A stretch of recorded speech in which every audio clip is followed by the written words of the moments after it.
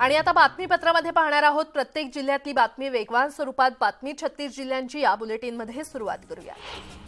महाराष्ट्राचे मुख्यमंत्री दिल्लीत आले की राजकीय भूकंप होत होते। आता मुख्यमंत्री पालकमंत्री ठरवण्यासाठी दिल्लीला जातात अशा शब्दात सुप्रिया सुळे यांनी टीका केली आहे। समृद्धी महामार्गामुळे मराठी माणसाच्या आयुष्यात काय बदल झाला असा सवाल त्यांनी केलाय। तसंच पुणे मेट्रोवर खर्च करण्यापेक्षा पीएमपी आणि एसटीवर केला असता तर फायदा झाला असता असं देखील त्या म्हटलंय।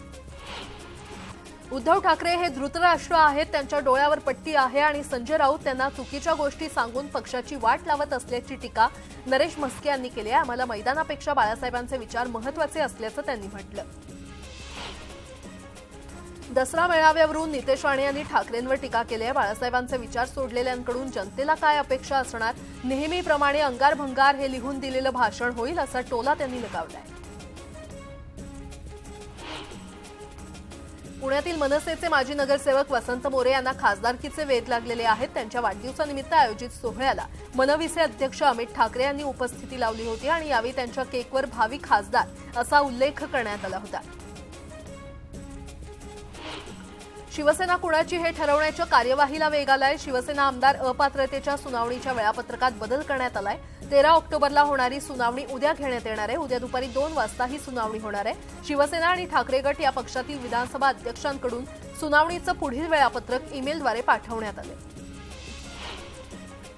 शिवसेना आमदार भरत गोगावले आणि राष्ट्रवादीचे खासदार सुनील तटकरे यांच्यामध्ये मुक्तागिरी बंगल्यावर बैठक पार पडते।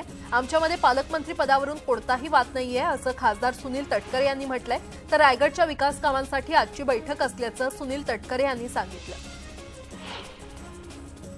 व्हायब्रंट गुजरात कार्यक्रमाचं आयोजन दरवर्षी गुजरात सरकारकडून करण्यात येतं। यासाठी आज गुजरातचे मुख्यमंत्री भूपेंद्र पटेल हे मुंबईमध्ये आलेत। यावेळी बोलताना भूपेंद्र पटेल यांनी मुंबईसोबत आमच्या अनेक भागीदारी आहेत, पहिली सुपरफास्ट ट्रेन देखील होत असल्याचं त्यांनी म्हटलं। आणि मुंबई आणि गुजरातमध्ये हिऱ्यांच्या व्यापारात देखील चांगली भागीदारी असून मुंबई आणि गुजरात हे आर्थिक पिलर असल्याचं त्यांनी म्हटलं।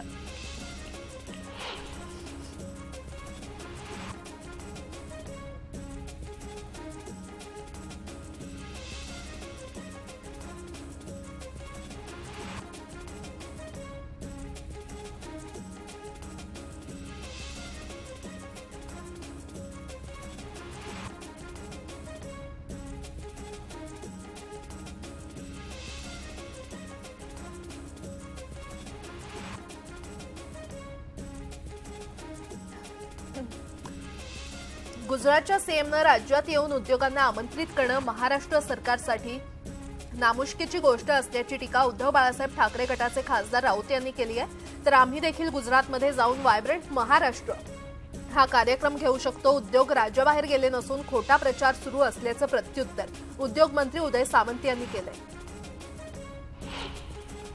भाजपला राज्यातून हद्दपार करणं हीच आमची भूमिका असल्याचं काँग्रेस प्रदेशाध्यक्ष नाना पटोले यांनी स्पष्ट केलं। आरक्षणाचा प्रश्न जातीनिहाय जनगणना केल्यावरच सुटेल, अशा जनगणनेनंतर 50% आरक्षणाची मर्यादा उंचावेल, मात्र भाजप तसं करत नसल्याची टीका त्यांनी केली।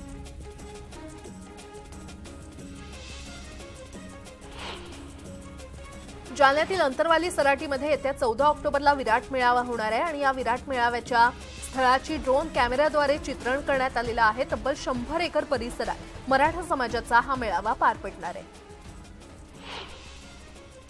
अंतरवाली सराटीमध्ये होणारी सभा सरकार दबावासाठी नाही तर समाजाशी संवाद करण्यासाठी असल्याचं मनोज जरांगे पाटील यांनी सांगितलं।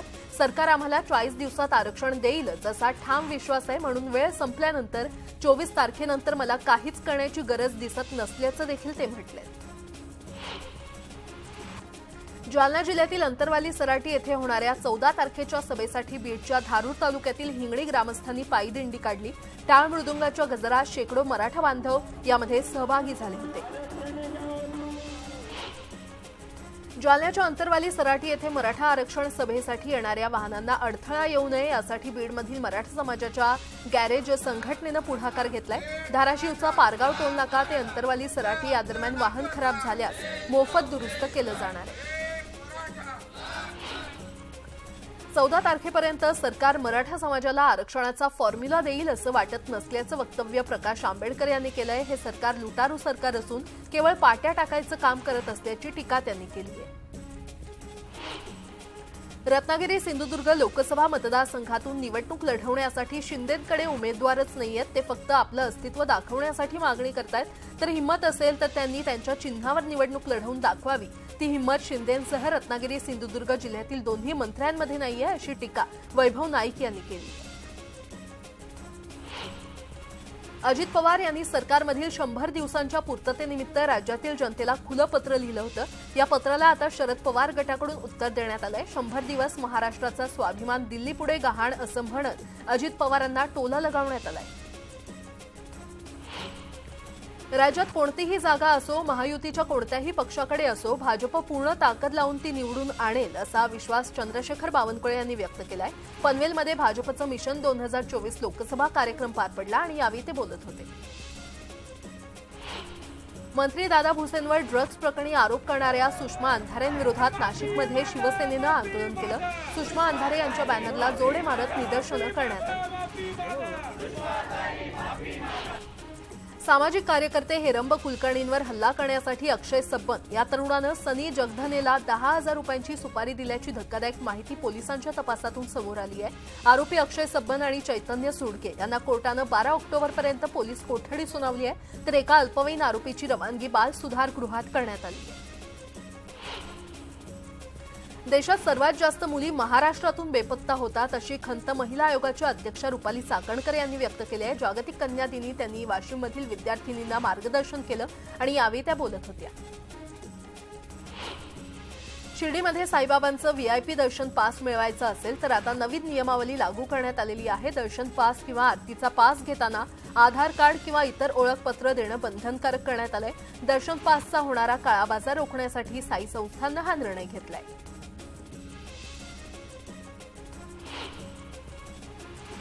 भुसावळ आणि मुक्ताईनगर एसटी आगारात असलेल्या बसची संख्या अपुरी पडते आणि त्यामुळे जाहीर झाल्यानुसार 20 इलेक्ट्रिक बसेस लवकर मिळाव्या अशी मागणी प्रवासी वर्गाकडून केली जाते। बीडच्या दिंद्रूड गावात डेंग्यूनं 21 वर्षीय तरुणाचा मृत्यू झालाय, त्यामुळे आरोग्य यंत्रणा सतर्क झाली असून तात्काळ उपाययोजना करण्यात येत आहेत।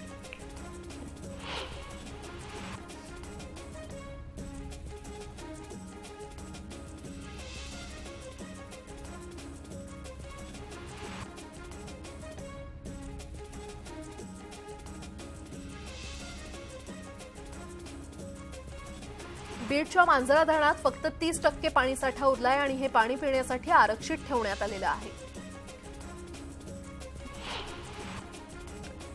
जळगावातील आदिवासी कोळी जमातीच्या अन्नत्याग सत्याग्रह आंदोलनाला Republican party of India Athawale गटानं पाठिंबा दिलाय। जात प्रमाणपत्रासह विविध मागण्यांसाठी आदिवासी कोळी जमातीकडून आंदोलन करण्यात येत आहे।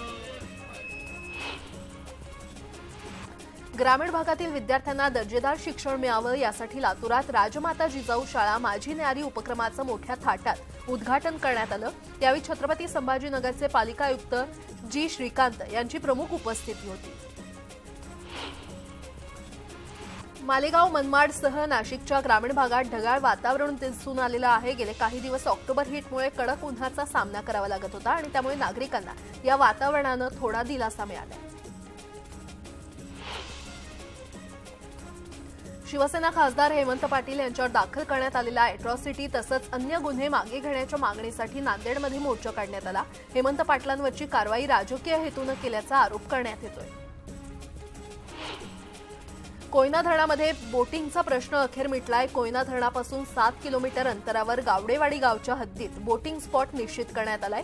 त्यासाठी 1923च्या शासकीय कायद्यामध्ये अंशतः बदल करण्यात आलाय। लोकप्रतिनिधी असताना ग्रामपंचायतीमध्ये वेळेवर कर भरणा केला नाही याचा ठपका ठेवत सरपंचांसह 11 सदस्यांना अपात्र करण्यात आलंय। अवघ्या 1200 रुपयांसाठी त्यांनी आपलं पद गमावलंय। देवळा तालुक्यातील लोहणेरमध्ये हा प्रकार घडलाय।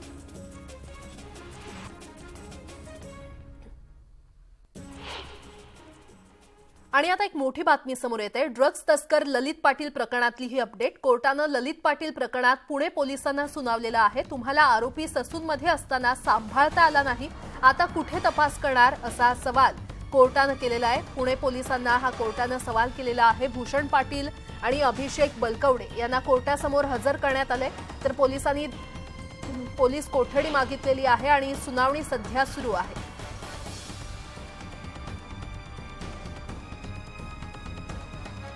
ड्रग्ज तस्कर ललित पाटील प्रकरणातली ही अपडेट आपण पाहतोय. कोर्टानं ललित पाटील प्रकरणात पुणे पोलिसांना सुनावले असल्याचं पाहायला मिळतंय.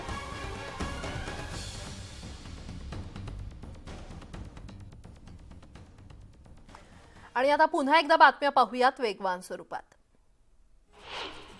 येवला कृषी उत्पन्न बाजार समितीमध्ये व्यापारी आणि मापारीमध्ये सौदा पट्टीवरून वाद निर्माण झाला आणि त्यामुळे व्यापारी कांदा लिलाव बंद पाडून निघून गेले आणि त्यामुळे शेतकरी संतप्त झाले असून व्यापारी मनमानी करत असल्याचा आरोप होतोय.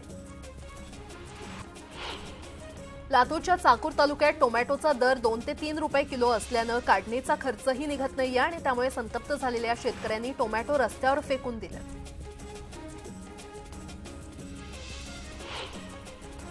जुलै महिन्यात पावसानं उघडीप दिल्यानं जळगावात कपाशीची वाढ खुंटलेली आहे. कपाशी पिकावर लाल्या रोगाचं आक्रमण झालं असून झाडावरील पानं पूर्ण गळून पडल्यानं पूर्ण कापूस तडकलाय आणि त्यामुळे शेतकऱ्यांचं मोठं नुकसान होतंय. यवतमाळमध्ये सोयाबीनच्या दरात घसरण झाली आहे. यवतमाळ बाजारात सोयाबीनला प्रति क्विंटल 3,800 ते 4,000 रुपये भाव मिळत असल्यानं शेतकरी आर्थिक संकटात सापडलाय. पीक विम्याच्या मुद्द्यावरून अमरावतीमध्ये शिवसेना ठाकरे गट आक्रमक झालाय. नुकसानीचे चुकीचं सर्वेक्षण झालं, मात्र यातून फळबागा वगळण्यात आल्यानं जिल्हा कृषी अधीक्षकांना जाब विचारण्यात आलाय. छत्रपती संभाजीनगरच्या फुलंब्री तालुक्यात बस नसल्यानं विद्यार्थिनींनी शाळेमध्ये जाण्यासाठी 8 किलोमीटरचा पायी प्रवास करावा लागतोय आणि त्यामुळे बस फेऱ्या वाढवण्यासाठी त्यांनी थेट मुख्यमंत्र्यांना साकडं घातलंय. तळेगाव आंबे एमआयडीसी येथील जनरल मोटर्सचे 1,000 कामगार आपल्या परिवारासोबत न्याय हक्कांच्या लढाईसाठी रस्त्यावर उतरलेत. कामगार मंत्री सुरेश खाडे यांनी कामगारांच्या विरोधात क्लोजर रिपोर्ट दिल्यानं कामगारांवर ही वेळ आली आहे असा आरोप कामगारांनी केलाय. अमरावती जिल्ह्यातील धामणगाव रेल्वे तालुक्यातील निंभोरा बोडखा गावाला जोडणाऱ्या रस्त्याची दुरवस्था झाली आहे आणि याचा फटका आता शाळकरी विद्यार्थ्यांना बसतोय. विद्यार्थी रस्त्यावरील खड्डे चुकवत शाळेमध्ये जाताना दिसतायत.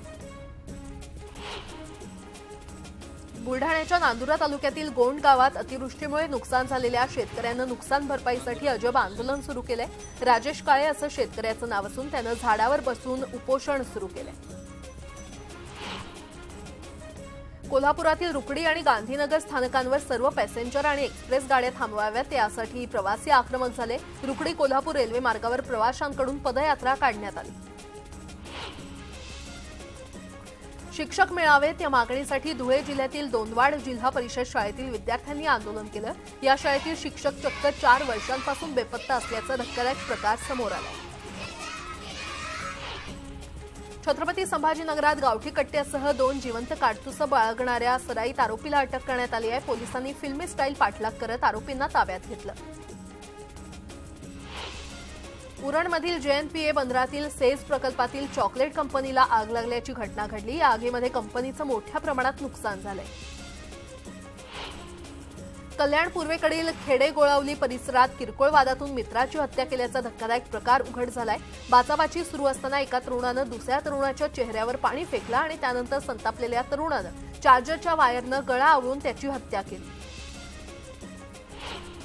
नागपूर अभियांत्रिकी विद्यार्थिनी अत्याचार प्रकरणी आठवडा लोटला तरी आरोपीचा शोध लागला नाहीये. पोलिसांची 17 पथकं आरोपीचा तपास करत असून जंगल परिसरात आरोपीला शोधण्यासाठी ड्रोनची मदत घेतली जाते. आतापर्यंत 125 संशयितांची पोलिसांकडून झाडाझडती घेण्यात आली.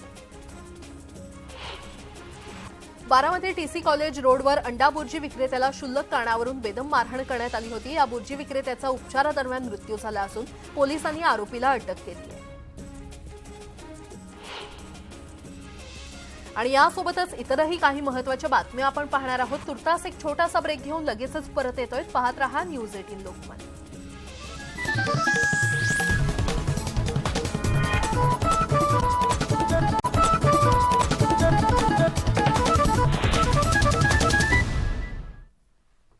ब्रेकनंतर आपलं पुन्हा एकदा स्वागत. उर्वरित बातम्या पाहूया.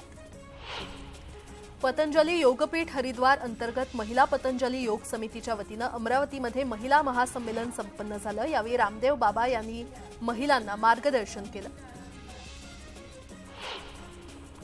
कार्ला एकविरा देवस्थान आणि मावळ तहसील प्रशासन नवरात्रोत्सवासाठी सज्ज झालंय. या काळात भाविकांची कोणतीही गैरसोय होऊ नये यासाठी बैठक आयोजित करण्यात आली होती.